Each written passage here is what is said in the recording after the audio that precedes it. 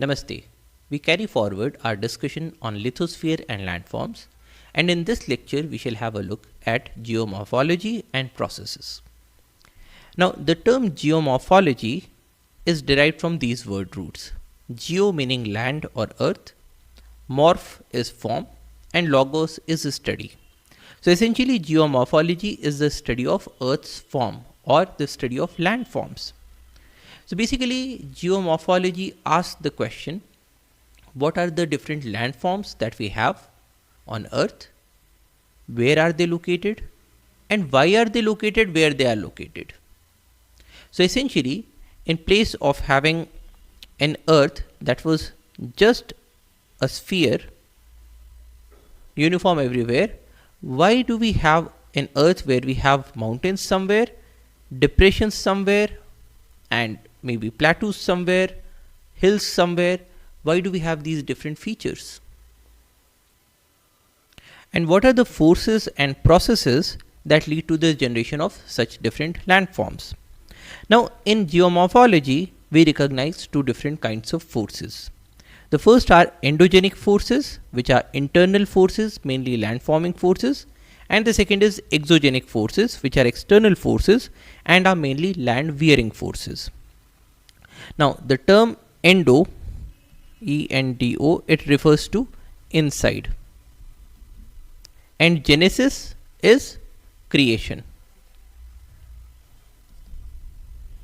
So these are the forces that are created inside, which is why we call them as internal forces. Exo means outside. Genic, again the term is related to genesis, creation. So these are the forces that are created outside. So these are external forces.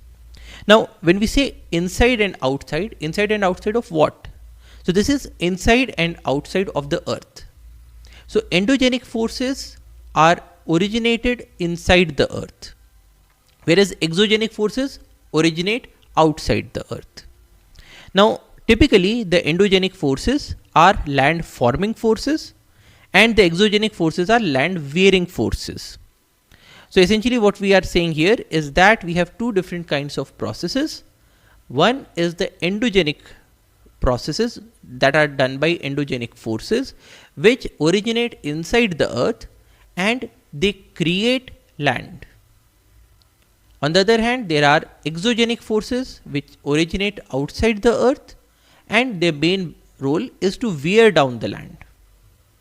So essentially when we talk about things such as erosion, now in the case of erosion, what happens is that if you have, say, a mount here and here you have a depression. Now through the process of erosion, the matter that is here, it will slowly be transported into this portion, and from this stage we will shift to a land that is more or less a flat land, because the matter that was here in the mound has been put into the depression. So the exogenic forces, such as the forces of erosion, they try to create a gradation. That is, they try to wear out the earth. They try to make the earth into a level area, a uniform area. So they try to wear down the mountains, they try to fill up the oceans or the depressions. On the other hand, if we just have the exogenic forces, then in that case, over the billions of years, the earth should have become completely uniform. We should not be having any mountains whatsoever remaining today.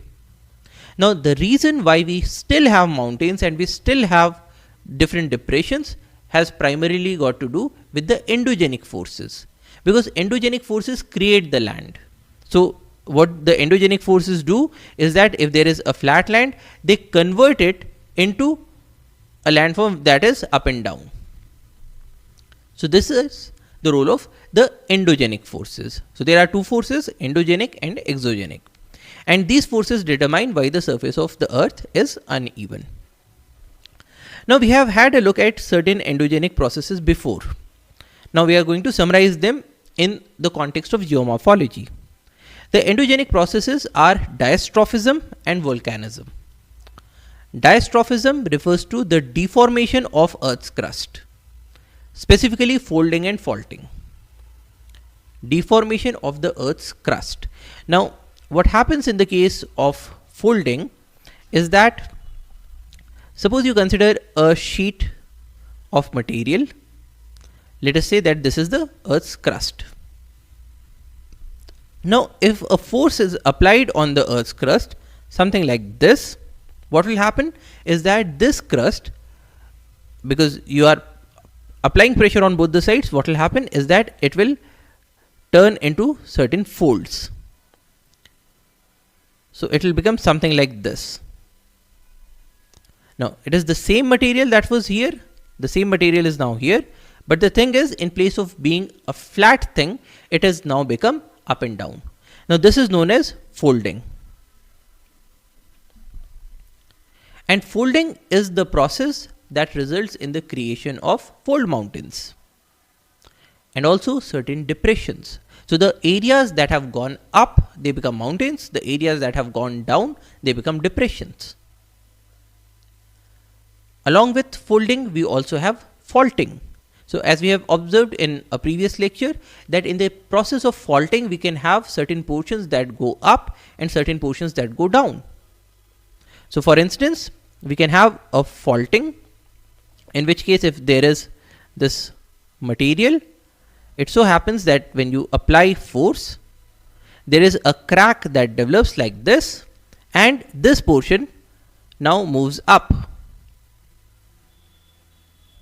and it becomes like this. So, now the configuration is like this.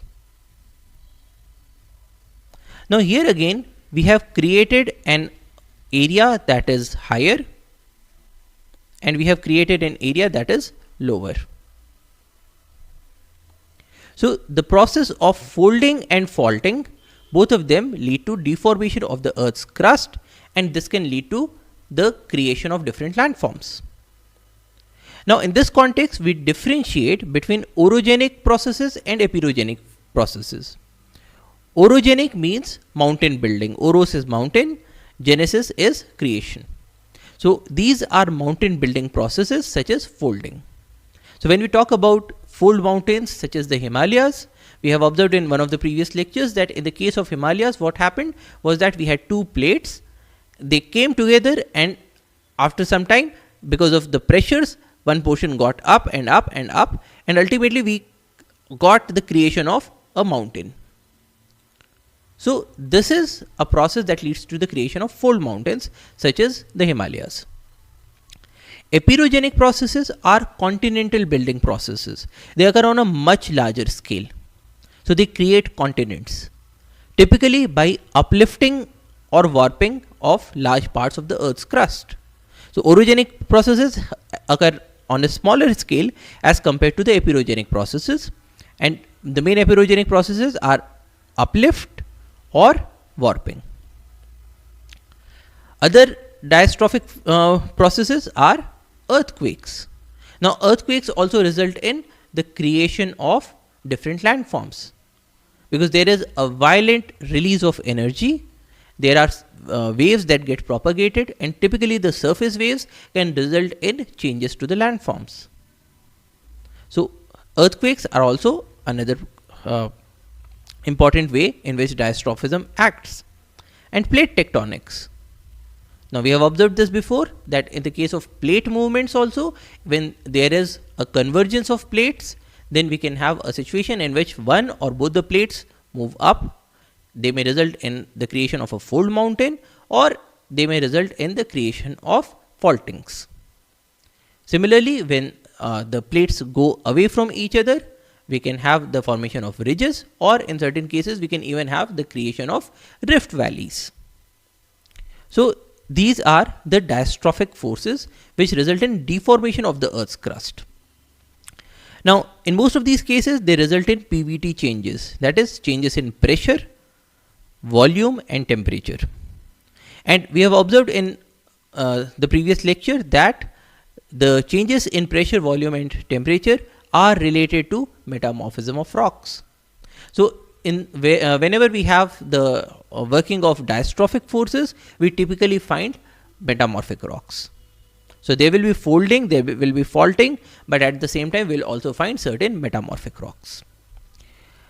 Another endogenic process is volcanism, the movement of magma and the formation of intrusive and extrusive volcanic forms. Now these forms are not just the mountains. So we observed in an earlier lecture that we have the creation of conical mountains, or we can have the creation of shields, but together with this we can also have the creation of other sorts of landforms. So suppose the magma is moving up in a conduit, but then the magma finds a space here and it starts to accumulate in this portion. Now when the magma is accumulating here, then there will be an upward force, because the voids are getting filled with magma and there is even more pressure that is trying to fill up the voids. And so what will happen is that the earth's surface will also start to protrude. Now we do not have an igneous rock here, it's just the earth's crust that has gone up. So we can have different kinds of landforms that also are created because of volcanism, because of movement of magma and formation of intrusive and extrusive volcanic forms. Now these processes do not occur at the same pace everywhere, because we do not find a volcano everywhere.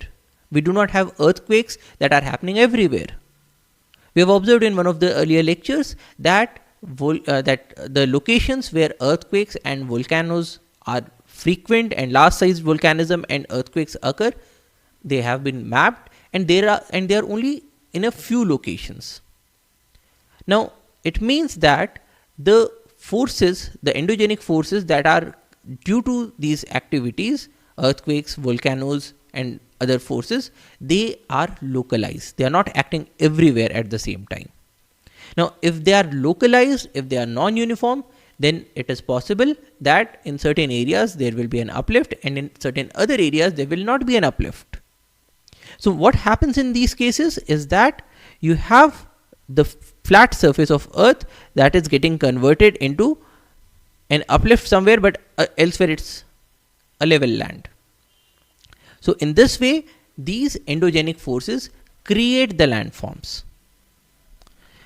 So since geothermal gradients, heat flows, crust thickness and strength are non-uniform, so these endogenic processes result in an uneven surface of the earth.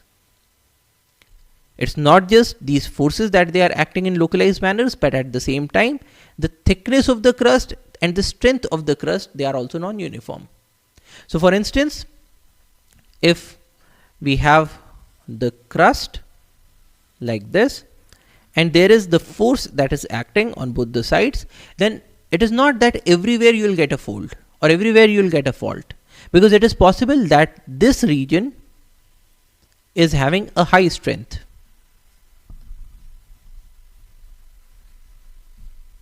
Similarly, this region also has a high strength.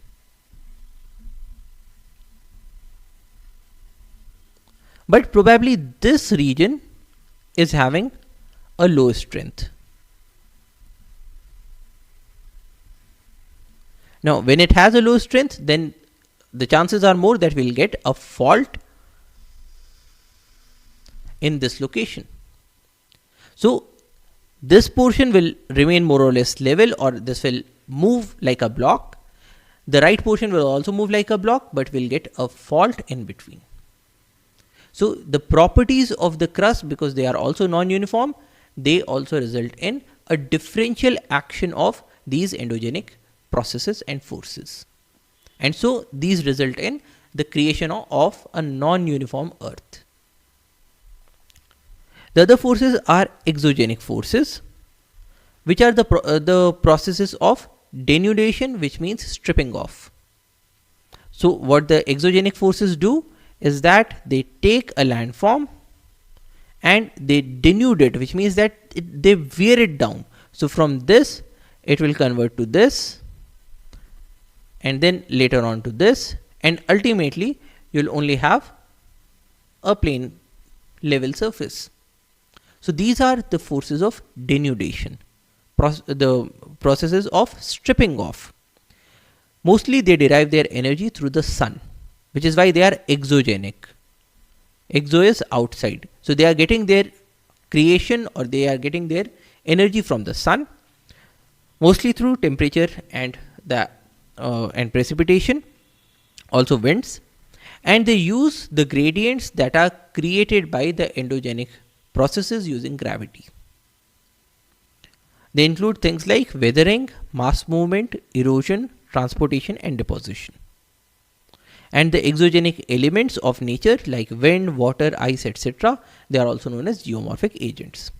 So what is happening in the case of exogenic processes?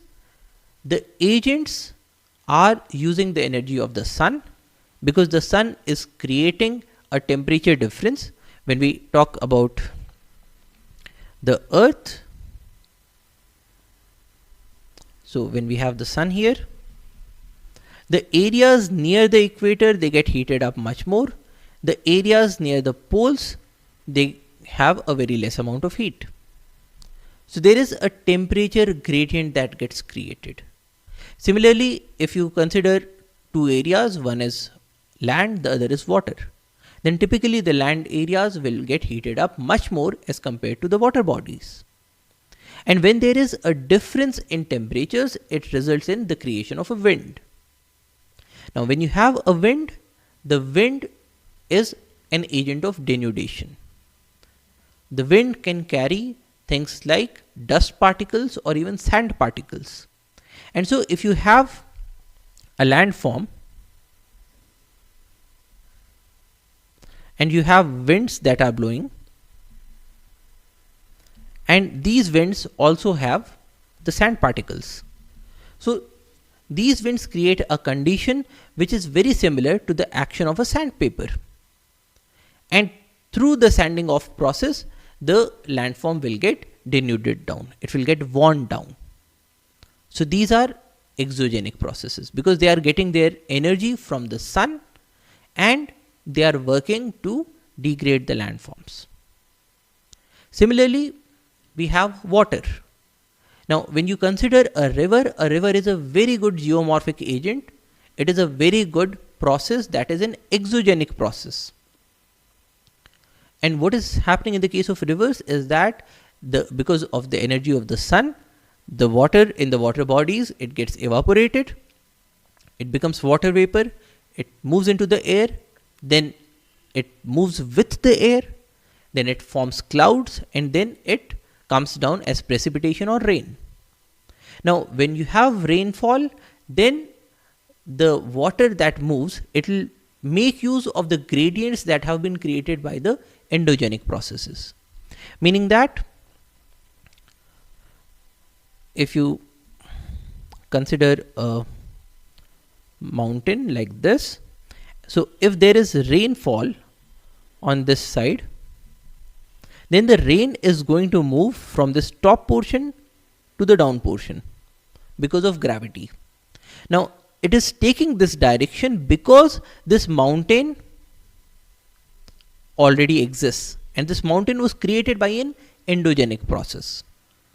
Now, this mountain creates a gradient along which the water will move. Now, when the water moves, it is also able to erode the land. It is also able to transport materials in the form of sediments, in the form of small pebbles, in the form of sand. And so, water also becomes a very good agent of geomorphology.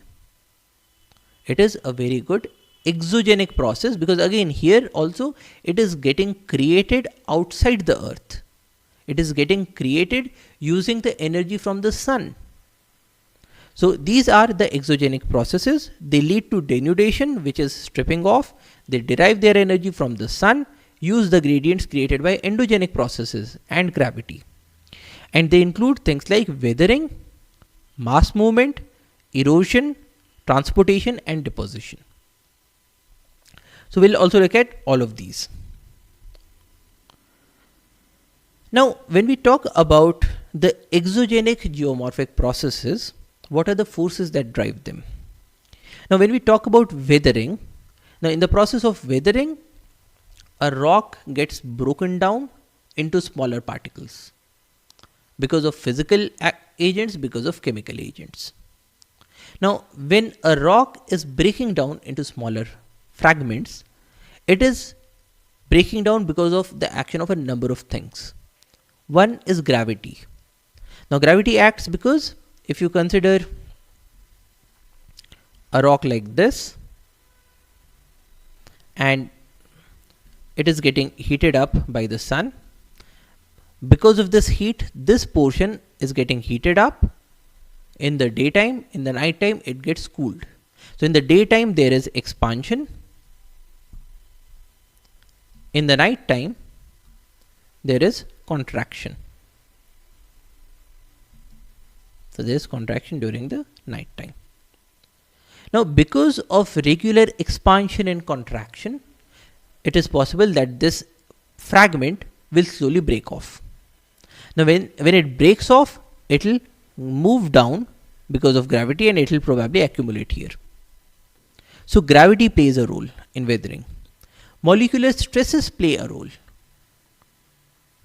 So, it was the stress at the molecular levels because of the agent of heat in this particular case that led to weathering.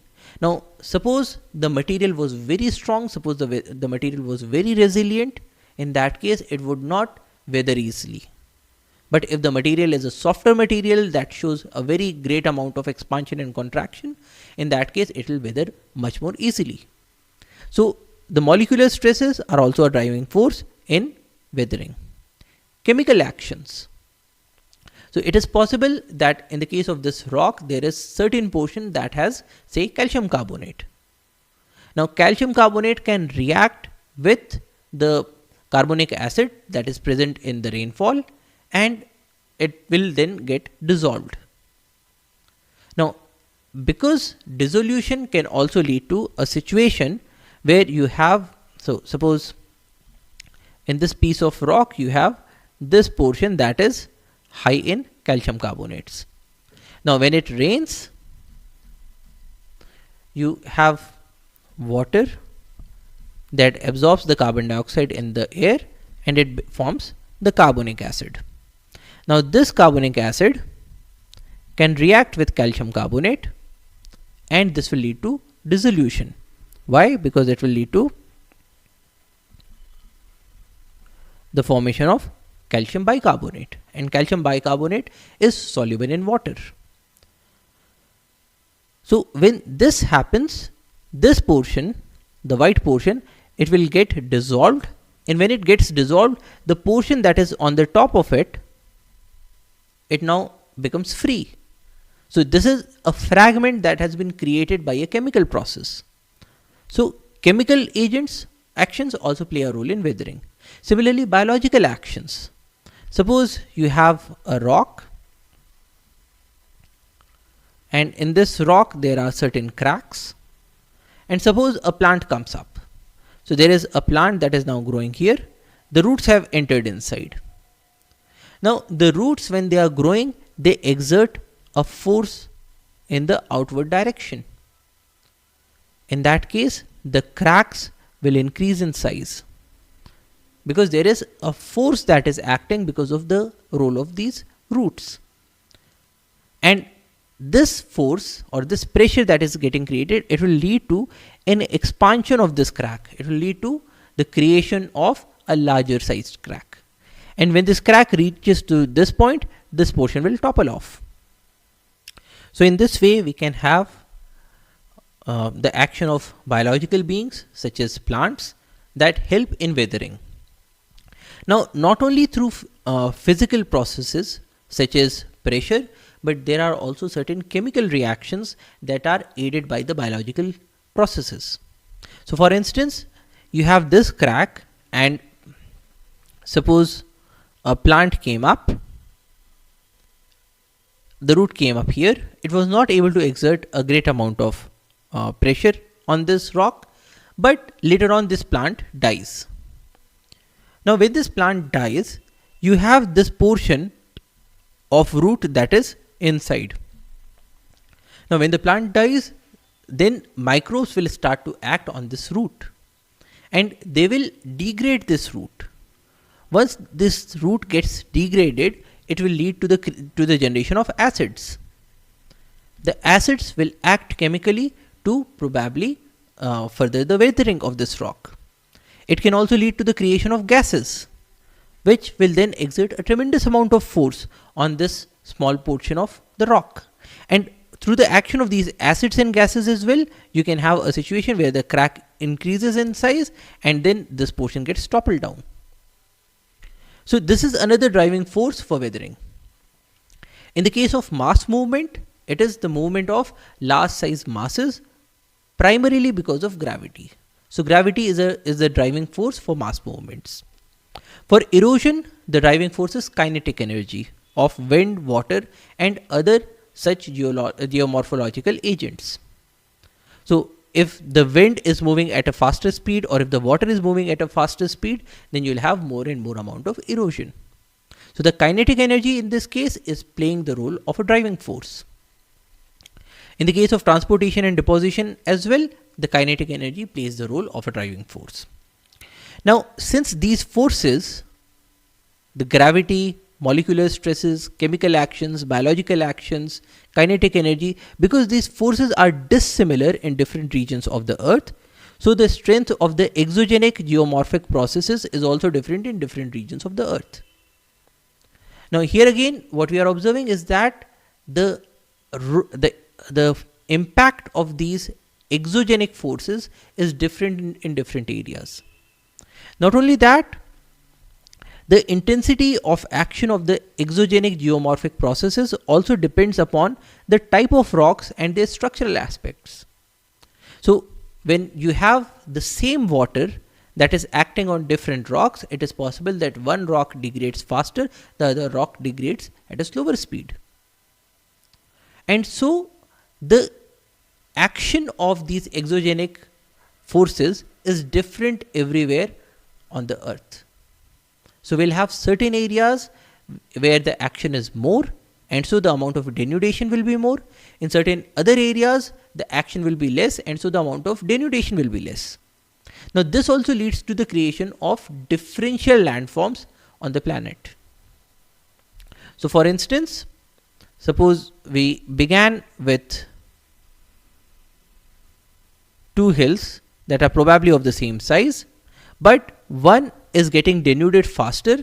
So after a while, you will find that you have a large sized hill and probably a smaller sized hill. And so the exogenic forces also lead to the creation of differential landforms on the planet.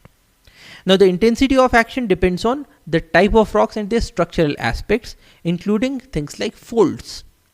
Now if a rock has a fold, if the rock is like this,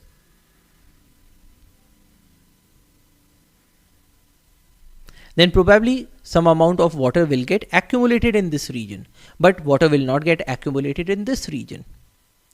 And so if there are certain chemicals that are acting to denude these rocks, then the amount of action in this area will be much larger as compared to the amount of action in this region. So folds can affect the intensity of action of the exogenic forces. Similarly, faults.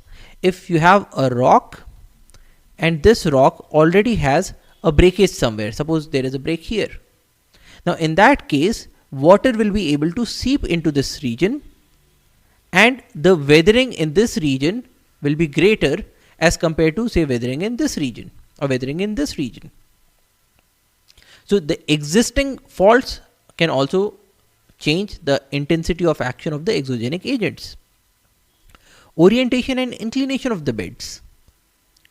Are the beds oriented towards the geomorphic agent, or are they oriented away from the geomorphic agent, such as the wind?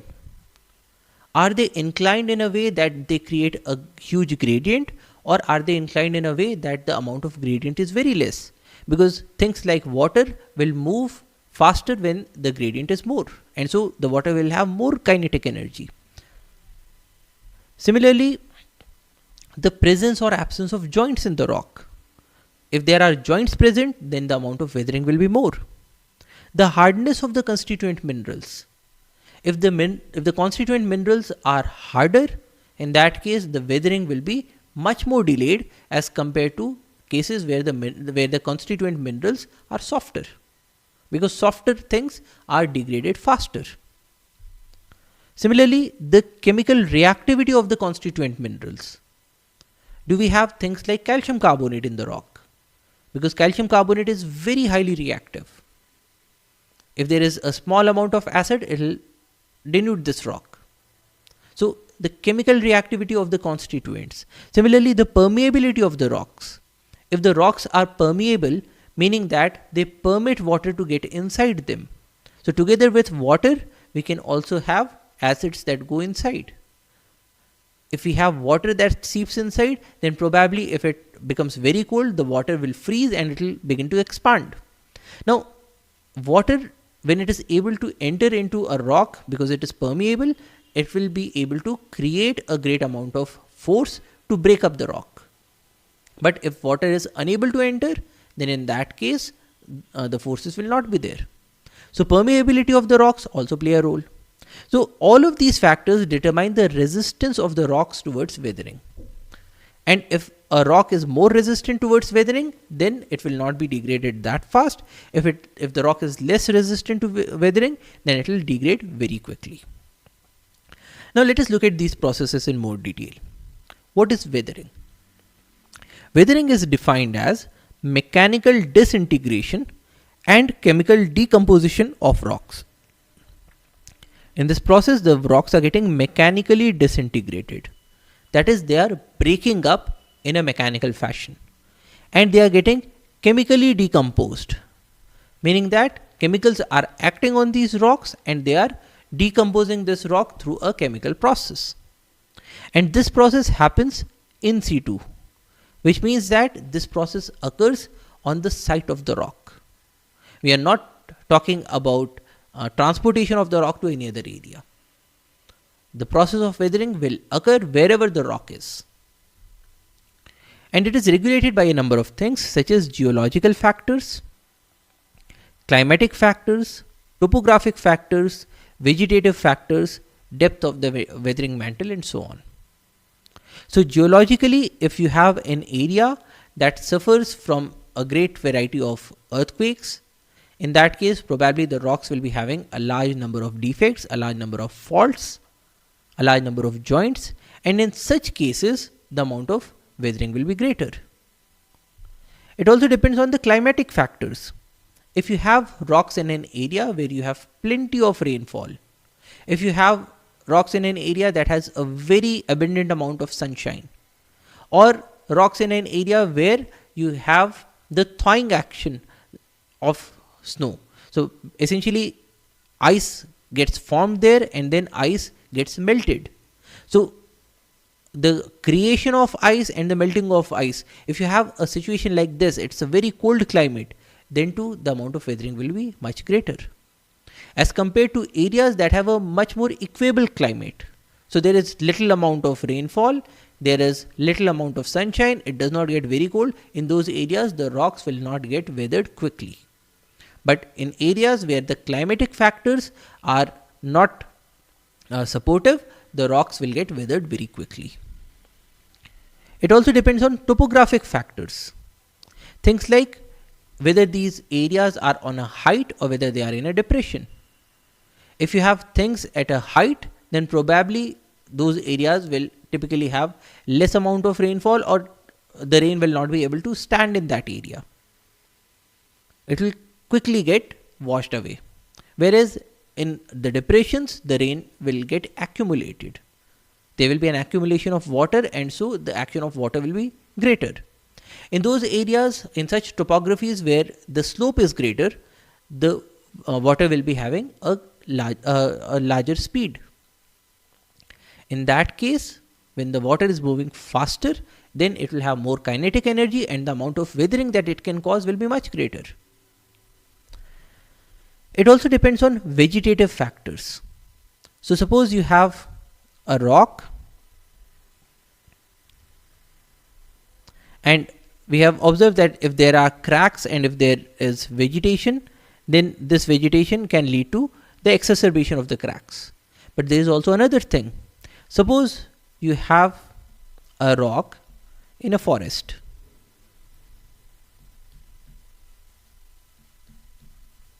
So you have these trees and you have a rock here. Now in this case, the sun is not able to heat up the rock directly because the rock is there in the shade of the trees. So the trees will act as a modifying agent. Similarly, raindrops will not be able to directly impinge on the rock because they will get stopped by the canopy. And so the vegetative factors can play a role in increasing the amount of weathering, or they can play a role in decreasing the amount of weathering. Also, the depth of the weathering mantle. What is a weathering mantle? If you consider a rock, and this rock is in the process of weathering. Now, suppose the top layer has already weathered. What happens to the bottom portion? If you have this thick a depth of the weathering mantle, so this is a weathering.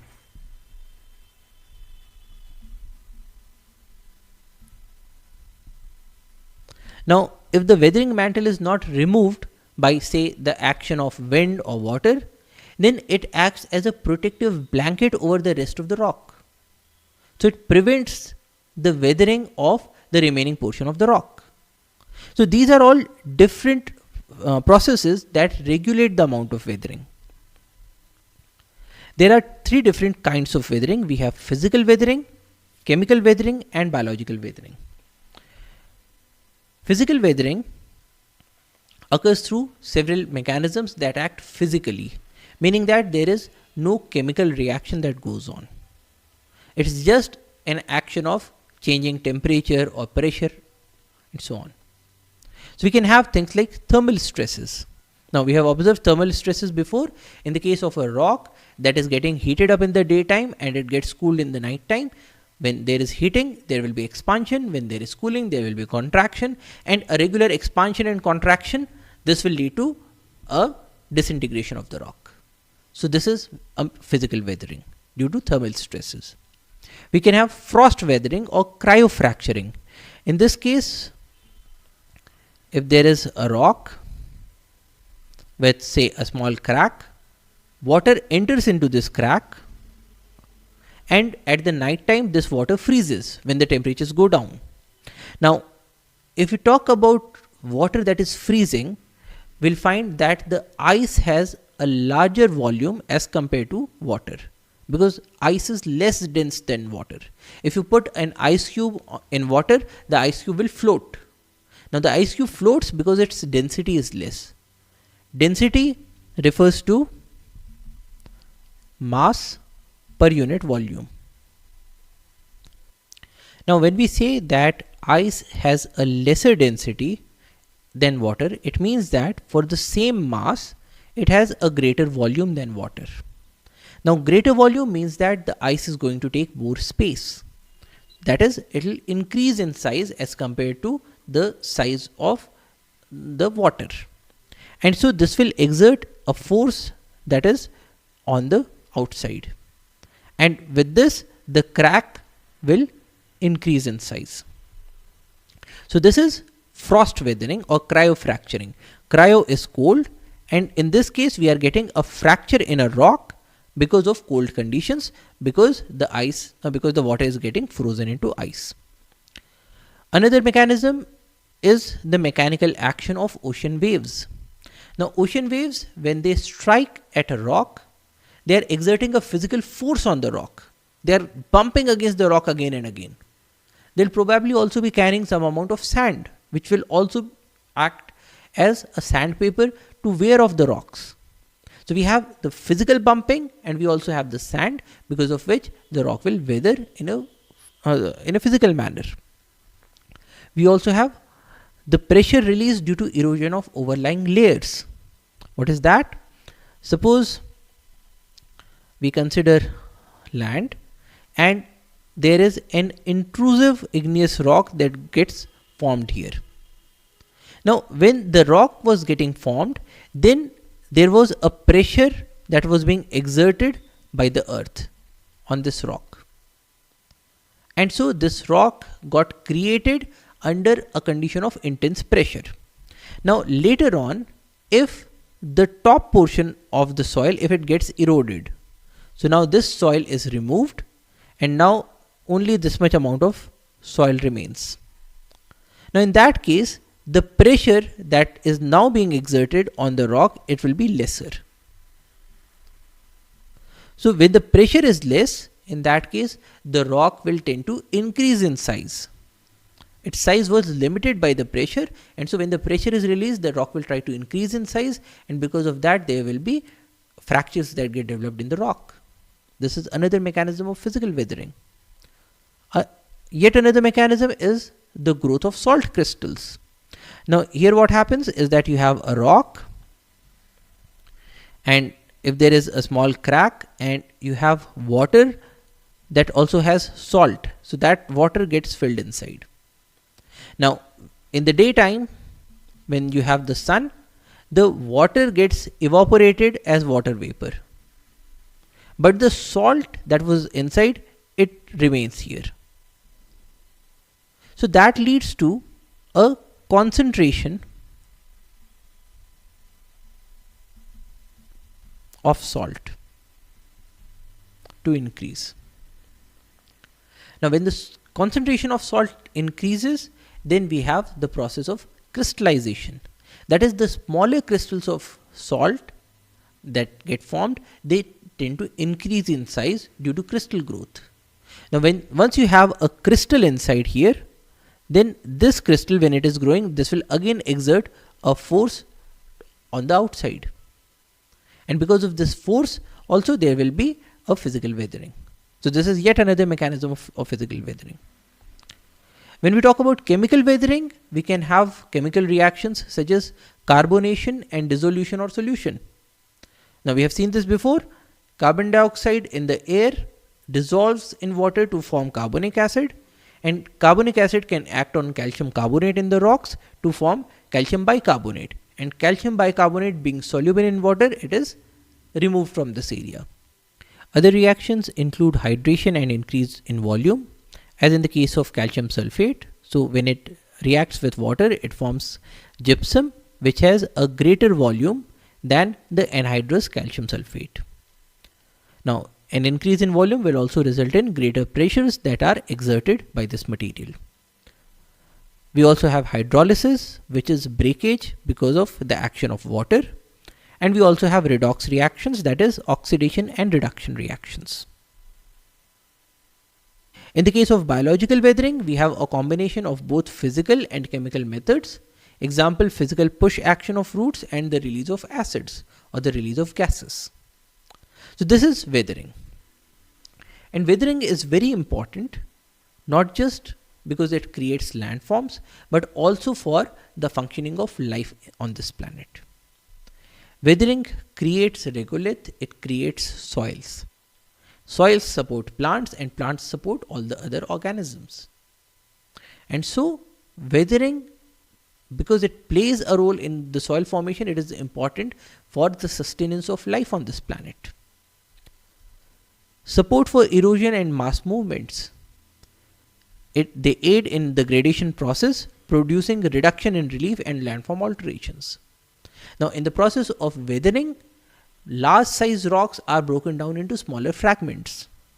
Now it is easier for agents such as wind and water to transport smaller fragments because they are having a lesser mass, they have a lesser weight as compared to larger fragments. And so through the generation of smaller fragments, the process of weathering aids in the gradation processes. It aids erosion. It also aids mass wasting, which means movement of matter because of gravity. We'll look at mass wasting in a short while. Weathering also releases the minerals that are in the rocks, which provide nutrition to plants. Weathering creates habitat for several plants and animals, and it also leads to enrichment of certain ores. Why? Because suppose you have a rock and the rock has certain important minerals for you, say iron or say gold. Now when there is weathering, the rock will break down into smaller fragments. And when there is erosion and transport, then the lighter portions will get removed from this place. So the rock has broken down. So you have these white portions that are lighter, and you also have the yellow portions that are heavier. Now when you have the action of wind or water, the white portions will get removed, and ultimately you will have a situation where your yellow portions remain in this area. So this is leading to an enrichment of the ore. So your ore is now having more and more amount of that mineral that you are interested in. So this plays a very important role in the mining for different materials. So this has an economic importance as well. Next, let us have a look at mass movement. Mass movement is movement of mass of rock and debris down the slopes by the action of gravity, not by the action of wind, water, ice, etc. So it is primarily the movement of material down the slopes through the action of gravity. That is mass movement. Weathering is not a prerequisite since gravity acts even on larger masses, but weathering can play a role to facilitate mass movement, because typically the smaller fragments are easier to move. Mass movement is favored by weak and unconsolidated materials. If the materials are very much consolidated, they exist as a large size mass, then probably in a smaller slope it will be difficult to move it. But in the case of unconsolidated materials, they collapse very easily, they tend to move very easily. Vertical cliffs and steep slopes. Now here, because gravity is playing the majority of role, so if there is a vertical cliff or if the slope is steep, then gravity can move the material in a much easier manner. Abundant precipitation and torrential rains. Now in this case, when there is rain, then the soil will get converted into a slush. So you will have a slush that has soil, it has rocks, it has water, and this slush can move much more easily than say a very dry portion that has only soil and the rocks. Now remember that in this case we are not talking about movement through water. We are not talking about the action of say a stream to carry the material. But water plays a role in supplementing this process of mass movement by creating a slush.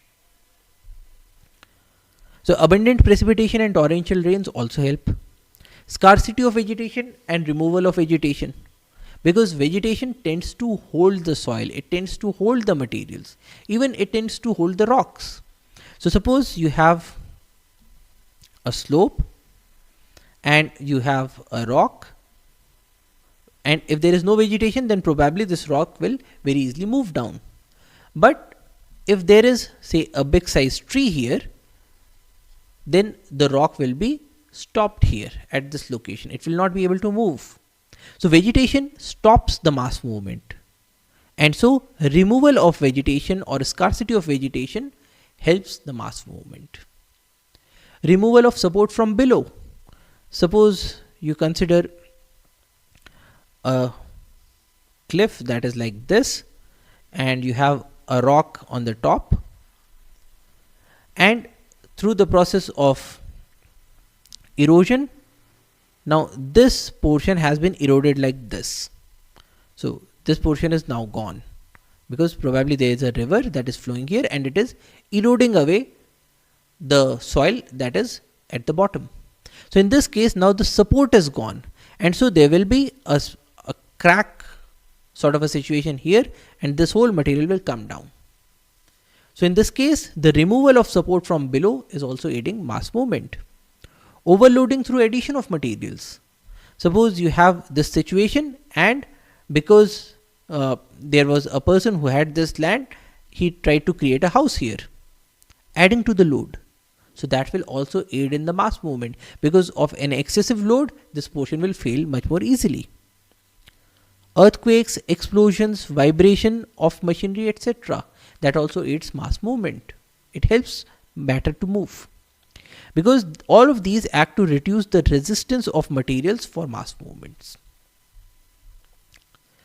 Now there are three forms of mass movement. You have heave, which is uplift due to frost growth and other causes. So in the case of heave, what happens is you have the soil, and this soil has certain masses on top of it.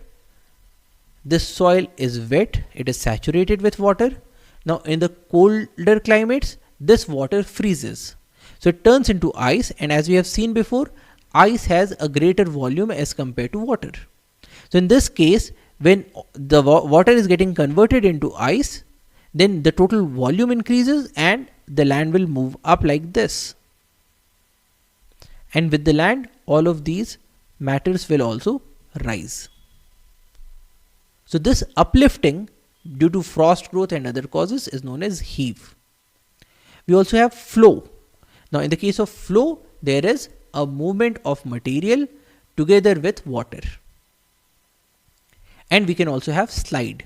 Now in the case of a slide, you just have a slope, there is a material, and this material slides down with rolling or without rolling. So we have three different forms of movement. We also classify the movements in three classes. We have slow movements such as creep. A creep is a very slow, imperceptible movement of soil and rock debris. You will not find the soil and the rocks moving, but you can find an indication of creep, say by looking at electric poles. So if there is a movement of soil, the electric pole that was earlier straight, it might turn. So this is an indication that the soil has moved. So creep is a very slow movement. You also have solifluction, which is slow downslope movement of soil and rock debris that is saturated or lubricated with water. Then we also have rapid movements, typically in humid areas with steep slopes. We have things like earth flow, in which even bedrocks may slide down, mud flow, especially after volcanic eruptions. So when we talk about flow, what happens is that if we look at this model, so here we have a land, and in this area there is flow that is happening. Now when there is a flow, the flow occurs like this.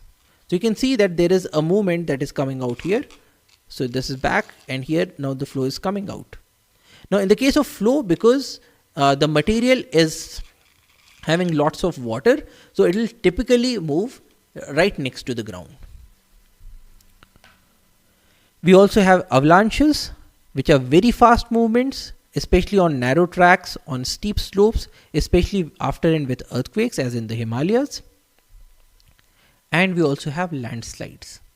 Now landslides typically occur in drier areas, and we have things like slump. Slump is slipping with a backward rotation. So what happens in the case of a slump is that here you have a land which is a flat land. Now in the case of slump, this material goes down with a rotation, and so now this portion has come down, but it has also come down at an angle. So this is the angle that is created. So this is slump, which is slipping with a backward rotation. We also have slide. A slide is a rapid sliding without backward rotation, meaning that if we begin with a situation like this, so here you have a flat land. In the case of slide, this portion goes down like this. So the matter has gone down, but we still have this flat area on the top. There is no rotating movement. It does not rotate like this. It just remains a flat portion. So that is slide, and we can have debris slide, which is movement of debris. We can also have falls. Fall is a nearly free fall of material such as debris or rock slide, or we can also have rock falls, which is falling off rocks. We also have rock slides, which is the sliding of individual rock masses. Now typically weathering is also followed by erosion. Erosion is defined as the application of kinetic energy associated with the agent to the surface of the land along which it moves. So Erosion is again a degrading process which is aided by but does not necessarily require weathering. It is aided by weathering because if you have smaller fragments to move, then you can move the fragments easily. So it is aided by weathering, but weathering is not a prerequisite because in the process of erosion, even larger sized rocks can be moved. But the important thing here is the application of kinetic energy. It is occurring because the erosional agent is having kinetic energy. Good erosional agents are things like wind and water. So if they are moving with a speed, they can also carry material with them. The agents of erosion that are controlled by climate include things like wind, running water and glaciers. The agents of erosion that are not controlled by climate include things like waves and groundwater. Now all of these, because they have kinetic energy, because they have movement, so they can carry materials along with them. So they are agents of erosion. There are agents of erosion that are controlled by climate, and there are also agents of erosion that are not controlled by the climate. But then once the material is moved, what happens to the material? Well, later on this material will be deposited somewhere. So the material is moved, it is transported, and later on it is deposited. So transportation and deposition are also consequences of erosion. When the agents of erosion lose their velocity and energy on gentler slopes, the materials that are carried by them get deposited. So suppose you consider a hilly region. So in this portion, the water is moving with a greater speed. In this portion, the water is moving at a slower speed. So the fragments or the sediments that are carried by water, they will be deposited in this area because the water speed is going down. So agents of transportation or agents of erosion are also agents of deposition. Coarser materials are deposited earlier than finer materials because it is difficult to move the coarser materials, and so they are deposited earlier. As soon as the speed reduces a bit, the coarser materials will start to get deposited. Whereas the finer materials can be carried even at lower speeds, and so they will be carried to a much greater distance. And transportation and deposition aid the process of aggradation. Now, we are not talking about degradation, which is wearing off of surfaces, but we are talking about aggradation, which is the addition of things. So in this case, when material is being added to this area, then we are getting a landform that is getting created like this. So this is a landform that is being created through the process of aggradation. So the agents of erosion are also the agents of transportation, and they are also the agents of deposition. So that's all for today. Thank you for your attention. Jai Hind.